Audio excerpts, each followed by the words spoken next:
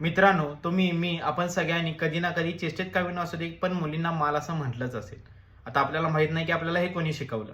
आपण कोणत्या तरी मूवीमध्ये पाहिलं असेल, पण तुम्हाला हे समजल्यानंतर ना आश्चर्य वाटेल की माल या शब्दाचा सगळ्यात पहिल्यांदा यूज औरंगजेबाने केला होता. त्याने एक पुस्तक लिहिलं होतं, फतवाए आलमगिरी, आणि याच पुस्तकामध्ये त्याने काही नियम दिले होते ज्यानुसार मुघल सल्तनतला पुढे जाऊन कार्य करायचं होतं. आता बघा काय होतं या पुस्तकामध्ये, की कसे काफिरांना मारायचं, कसं काफिरांची मंदिरं तोडायची आणि कसे काफिरांच्या स्त्रियांना पळवून आणायचं. आणि यामध्येच त्याने काफिरांच्या स्त्रियांना माल असं म्हटलं होतं, कारण ती लोक ना आपल्या दुश्मनांच्या स्त्रियांकडे एक प्रॉपर्टी, एक मालमत्तेच्या नजरेने पाहत होती.